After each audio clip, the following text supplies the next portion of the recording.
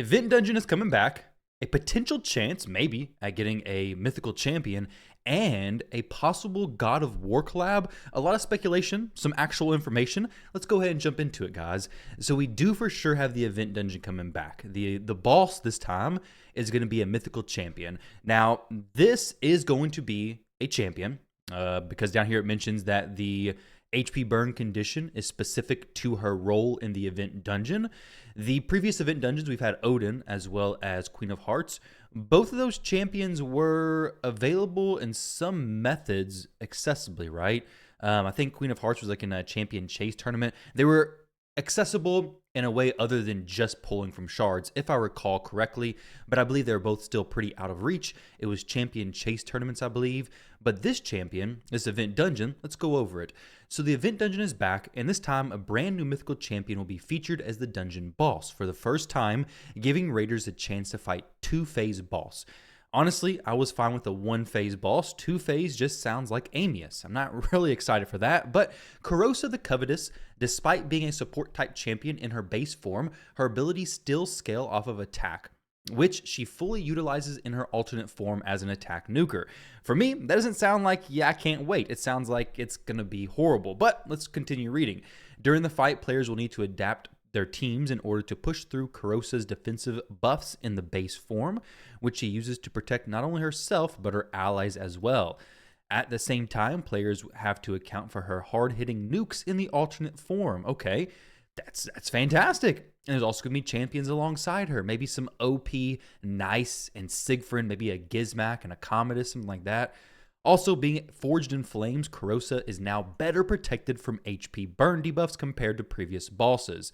She will take only 1% of her max HP as HP burn damage, unique to her event dungeon boss role, which basically says, okay, she's going to be a champion in the game as well.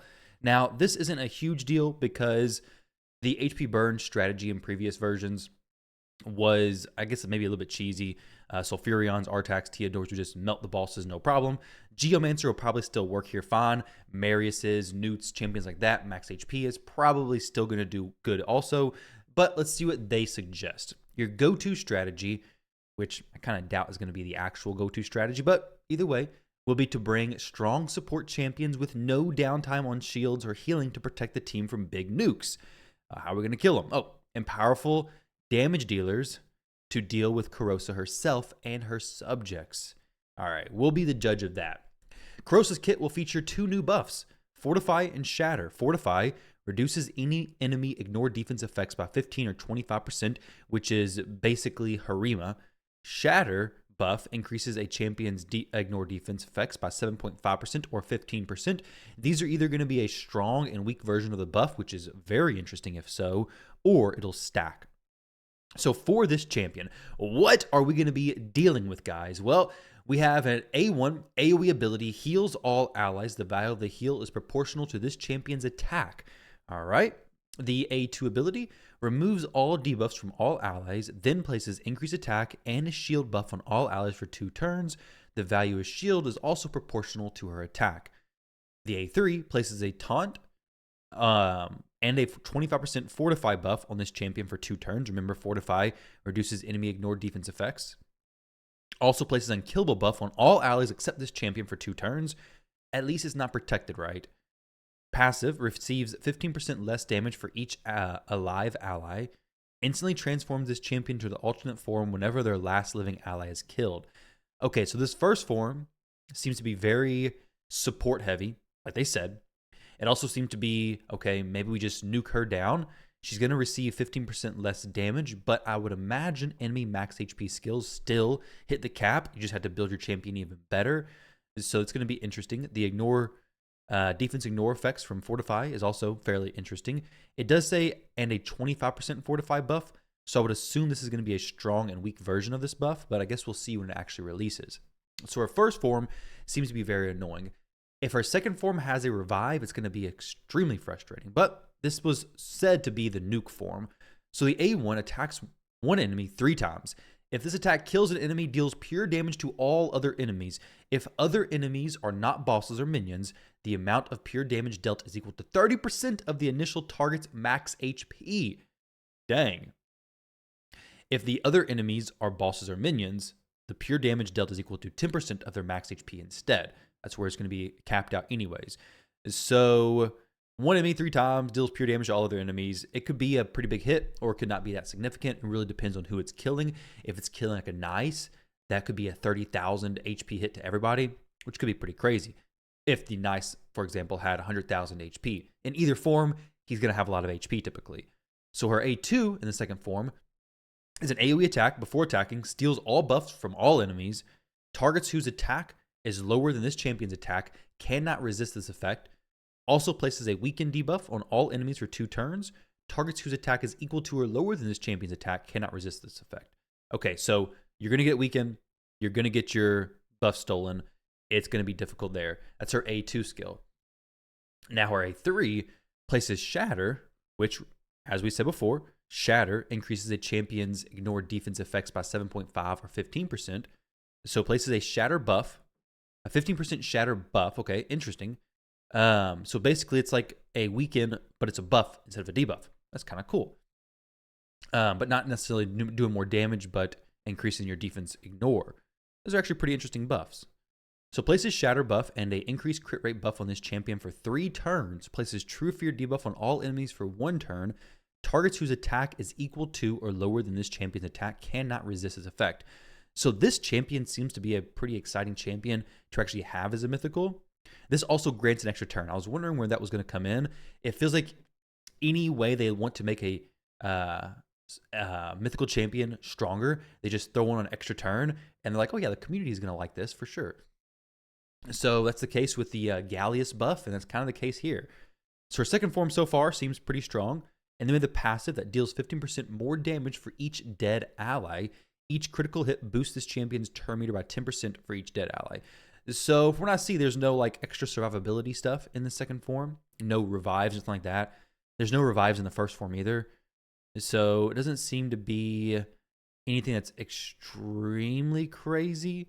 So she's going to be a good nuker in the second form, but she's going to be the last alive. So it's not going to be necessarily anything especially threatening, I don't think. I think this form's going to be fairly easy to deal with.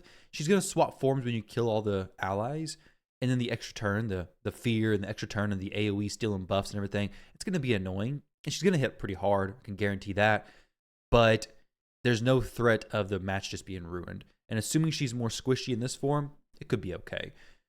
The cooldowns for this is a 5 turn, which is basically just a 4 turn because she gets an extra turn. So she's going to cycle through her skills pretty quickly.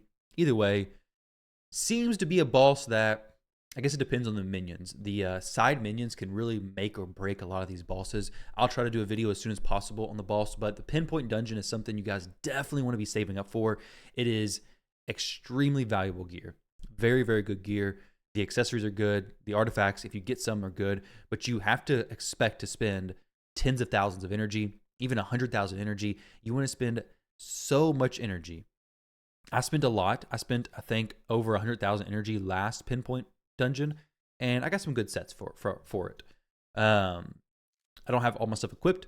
I was pretty strict on the gear, but these are the artifacts I have. I have some quad roll banners and stuff. I have some good speed boots, the most valuable thing. Some decent shields and a few good pairs of like gloves and stuff. I could definitely use some more. And I definitely am going to farm it some more as well. But Pinpoint, super valuable with polymorph being so prevalent. Now, granted, with Wand of Submission being around, maybe Pinpoint's a little less valuable for you. For me, I'm a big fan of it. We're also going to have some new relics coming out as part of the campaign, just like in the Alice in Wonderland event. There's going to be rare, epic, legendary, and mythical rarity will be introduced into the game. All relics will belong to the event relic group, so they're going to be limited time.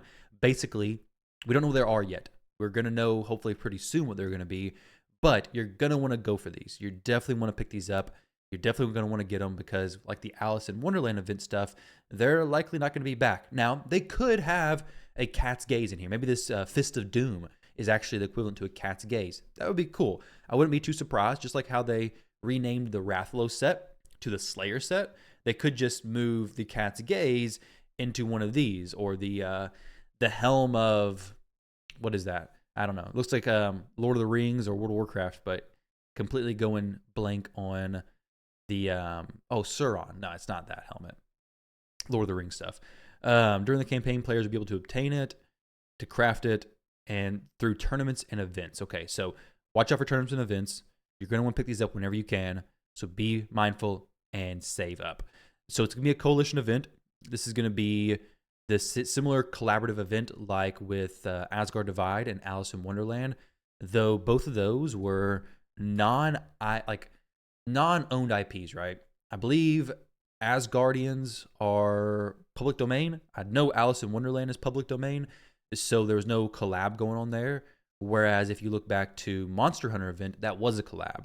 That was with an IP. It was a collab. They sent out a survey a while back talking about what games would you like to see Raid partnered with or do a collab with. Well, there was one game I believe was on the survey, which was God of War. Let's watch this little trailer thing, this little teaser to see what it possibly could be. And then I'll mention why I think it could be God of War. Turns up a little bit.